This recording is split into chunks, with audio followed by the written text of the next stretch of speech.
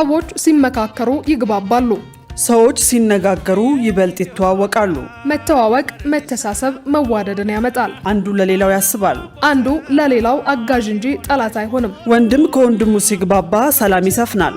ውረድ እንውረድ ምዕራፍ ይዘጋል በምክክር። በጦርነት የሚጠፋ ሕይወት፣ በጦርነት የሚጎድል አካል፣ በጦርነት የሚወድም ንብረት አይኖርም። ችግር በንግግር አለመግባባት በምክክር ይፈታል። ኢትዮጵያውያን አሁን ያንን እያደረጉ ነው። ወንድማማቾች ያንን እያደረጉ ነው። ሀገር ለማሻገር መጪውን ጊዜ የተሻለ ለማድረግ ኢትዮጵያ እየመከረች ነው። ኢትዮጵያውያን እየተሻገሩ ነው።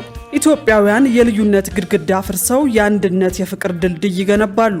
የዘመኑ ጀግንነት ችግርን በመመካከር መፍታት ነውና በቸሪደር ዙሪያው በቸሪደር የኢትዮጵያ ምድር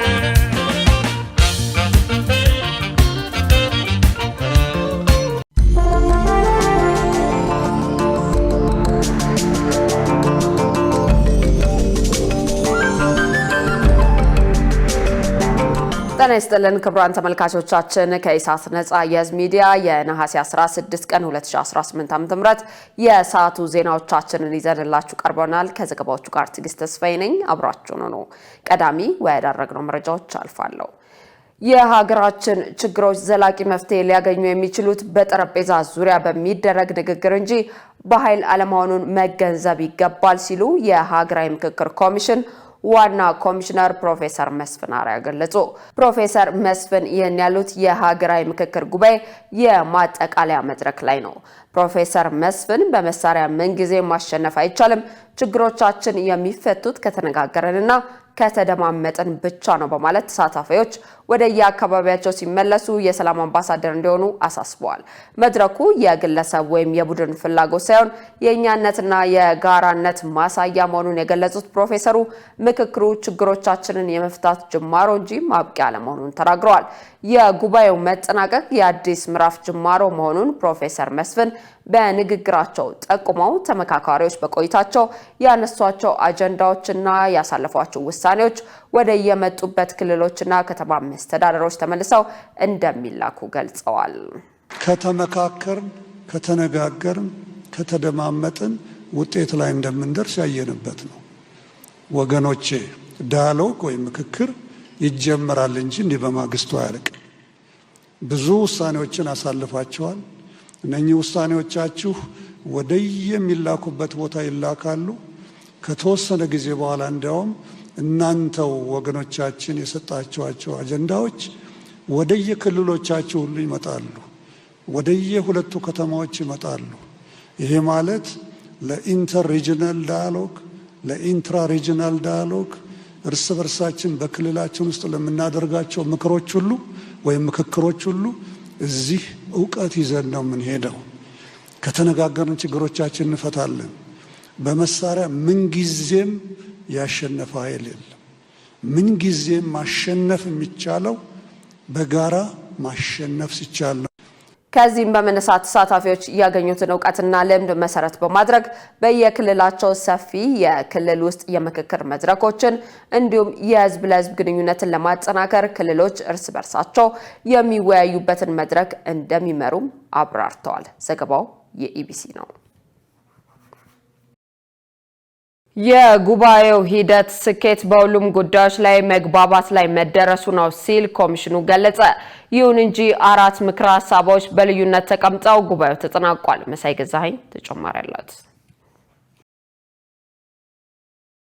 የኢትዮጵያ ሀገራዊ ምክክር ኮሚሽን ጉባኤ 400 ምክረ ሀሳቦች ለ4000 ጉባኤተኞች ቀርበው 4 ምክረ ሀሳቦች በልዩነት ተይዘው ተጠናቋል። በልዩነት የተያዙ ምክረ ሀሳቦች ፕሬዝዳንታዊ የመንግስት አስተዳደር ስርዓት በህዝብ ሳይሆን በፓርላማ ይመረጥ፣ የፌዴሬሽን ምክር ቤት ተወካዮች አመራረጥና ውክልና እንዲሁም የአዲስ አበባ ከተማ ጉዳይ እንደሆነ ተገልጿል። ኮሚሽኑ የማጠቃለያ መርሃ ግብሩን አስመልክቶ ለመገናኛ ብዙሃን በሰጠው መግለጫ የኮሚሽኑ ምክትል ዋና ኮሚሽነር ሂሩት ገብረስላሴ የኢትዮጵያ ሀገራዊ ምክክር ጉባኤ ከምክረ ሀሳቦችና ከስምምነቶች በላይ የሆኑ ውጤቶችን አስገኝተዋል ብለዋል። አክለውም የጉባኤው ሂደት ስኬት በሁሉም ጉዳዮች ላይ መግባባት ላይ መደረሱ ነው ሲሉ ገልጸዋል። ተመካካሪዎች እርስ በርስ ተዋውቀዋል፣ ጠንካራ ግንኙነቶች ፈጥረዋል፣ የተለያዩ አመለካከቶችን አዳምጠዋል፣ እንዲሁም የሀገራችንን ፈተናዎች በተመለከተ ሀሳቦችን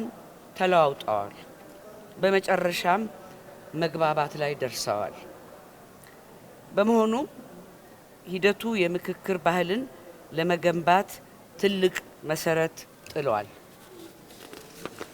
ይህ ሀገራዊ ምክክር ጉባኤ ኢትዮጵያ እንደ ሀገር ያሉባትን የሀሳብ ልዩነቶች በምክክር መፍታት መቻሏን ያሳየችበት ታሪካዊ ምዕራፍ ነው። የዚህ ሂደት ስኬት በብዙ ጉዳዮች ላይ የመግባባት መሰረት መጣሉ ነው። የምክክሩ ሂደት በዛሬው ዕለት በስኬት ተጠናቋል ያሉት ምክትል ዋና ኮሚሽነር ሂሩት ባለፉት 38 ቀናት 4000 ኢትዮጵያውያን በመሰረታዊ አጀንዳዎች ላይ ተመካክረዋል ብለዋል።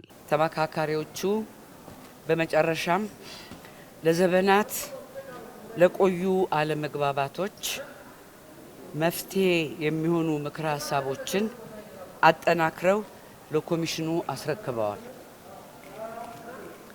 በሂደቱ ተመካካሪዎች በአንዳንድ ጉዳዮች ላይ በቀላሉ እየተግባቡ በአንዳንድ ጉዳዮች ላይ ደግሞ ጊዜ ወስደው ጠንከር ያሉ ውይይቶችን እያደረጉ በመጨረሻም በአብዛኞቹ ጉዳዮች ላይ መግባባት ችለዋል።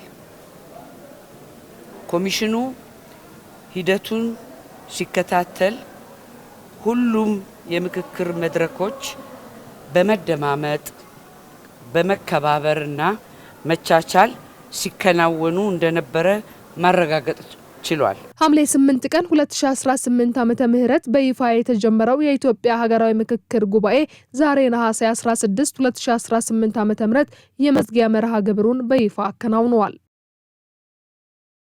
በሌላ ዜና የኢትዮጵያ ሀገራዊ ምክክር ጉባኤ ለአፍሪካ ትልቅ ተምሳሌት መሆኑን የቀድሞው የናይጄሪያ ፕሬዝዳንትና የአፍሪካ ህብረት የአፍሪካ ቀንድ ልዩ መልእክተኛ ኦሉሴጉን ኦባሳንጆ ገለጹ።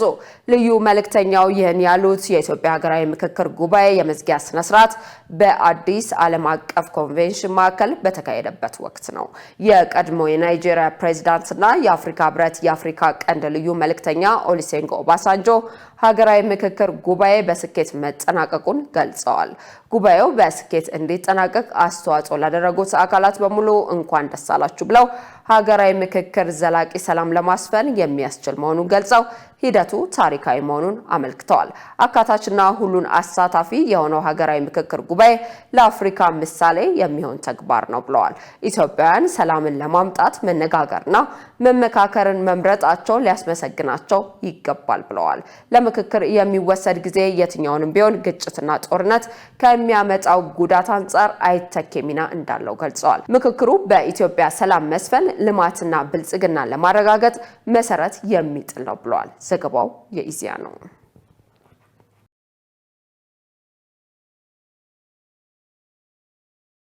ከሀገራዊ ምክክር ዜና ስንወጣ የኢትዮጵያን ብሔራዊ ጥቅም በአስተማማኝነት የሚጠብቅ የመከላከያ ሰራዊት ተገንብቷል ሲሉ የኢፌድሪ የጦር ኃይሎች ጠቅላይ ኢታማዦር ሹም ፊልድ ማርሻል ብርሃኑ ጁላ ተናገሩ። የልዩ ዘመቻዎች እዝ ማሰልጠኛ ማዕከል ለ45ኛ ጊዜ ያሰለጠናቸውን ጽናት ኮርስ መሰረታዊ ኮማንዶዎችን በዛሬው ዕለት አስመርቋል።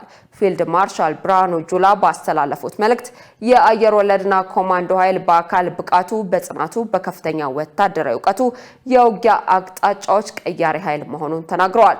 የአየር ኃይልና ኮማንዶ ኃይል አስቸጋሪ ፈተናዎች ውስጥ አልፎ ሀገራዊ አደራውን በብቃት መወጣቱን ገልጸዋል። ተመራቂዎቹ የኢትዮጵያን ብሔራዊ ጥቅም በታማኝነትና በቁርጠኝነት ማስከበር የሚችሉ ዝግጁ ኃይል በመሆናቸው በተለመደው ጀግንነት ሀገራቸውን እንደሚጠብቁ አስገንዝበዋል። የኢትዮጵያ መከታ የሆነና በዘመናዊ ትጥቆች የተደራጀ አስተማማኝ የመከላከያ ሰራዊት መገንባቱን ተናግረዋል። የሀገርን ብሔራዊ ጥቅም ለማስከበር ዛሬም በአስተማማኝ ዝግጁነት ላይ እንገኛለን ሲሉም ነው ፊልድ ማርሻል ብርሃኑ ጁላ የተናገሩት። ዘገባው የኢዜአ ነው።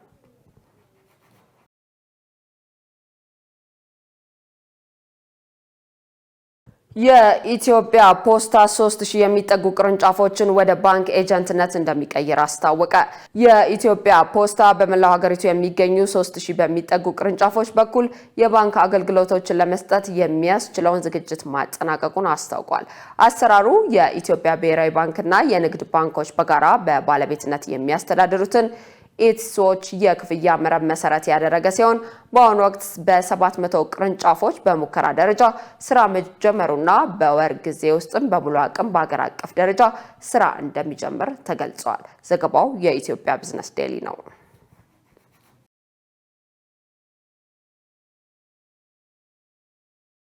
ክቡራን ተመልካቾቻችን ከኢሳት ነጻ የህዝብ ሚዲያ ዘገባዎቻችን ወደ እናንተ መድረሳቸውን አሁንም እንደቀጠሉ ናቸው። በቀጣይነት ወደ ውጭ ዘገባዎች እናመራለን። በሶማሊያ ያለው የህፃናት ሰብአዊ ቀውስ እየተባባሰ መምጣቱን ዩኒሴፍ አስታወቀ።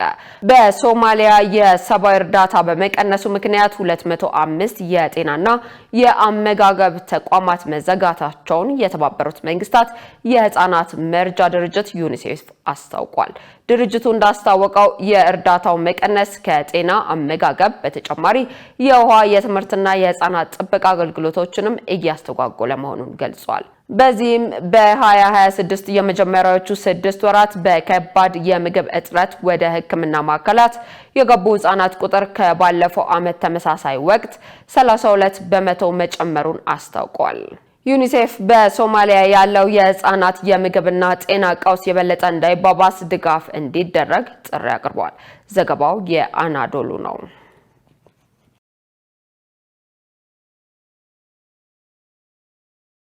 አሜሪካ የጣለችው አዲስ ታሪፍ የካናዳ ምርቶች ላይ ተግባራዊ መሆን ጀመረ።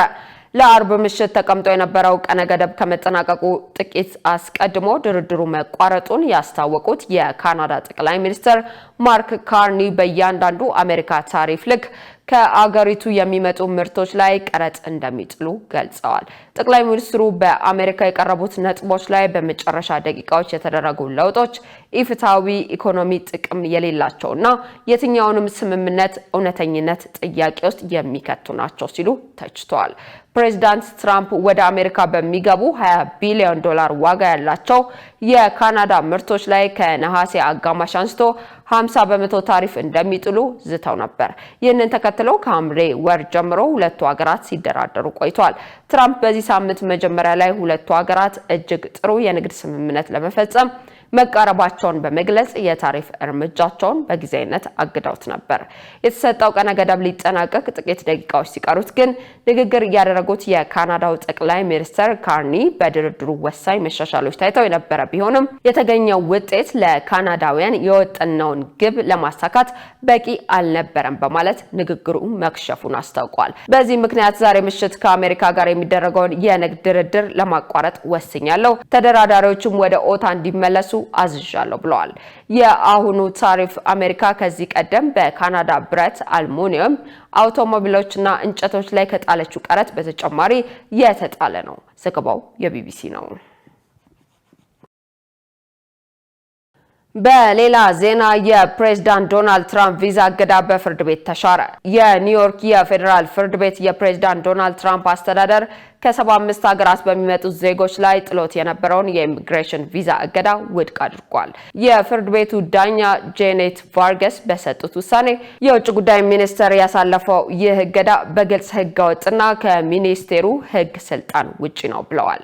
ውሳኔው በዜግነት ላይ የተመሰረተ መድሎ በመሆኑ ከሀገሪቱ የኢሚግሬሽን ህግ ጋር እንደሚጋጭ ገልጸዋል። እገዳው ከአፍሪካ፣ ከላቲን አሜሪካ፣ ከእስያና ከአውሮፓ የመጡ የቪዛ አመልካቾችን የጎዳ ሲሆን የትራምፕ አስተዳደር አመልካቾቹ በመንግስት ላይ ጥገኛ የመሆን ስጋት አለባቸው የሚል ምክንያት አቅርቦ ነበር።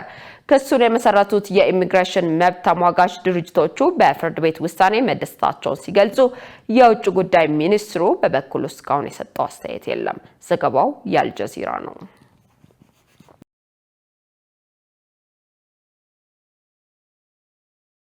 ክቡራን ተመልካቾቻችን ከኢሳት ነጻ የህዝብ ሚዲያ የነሐሴ 16 ቀን 2018 ዓ.ም የምሽት ዜናዎች ተጠናቀዋል። ከዘገባዎቹ ጋር ትዕግስት ተስፋ አብሬያችሁ ቆየው።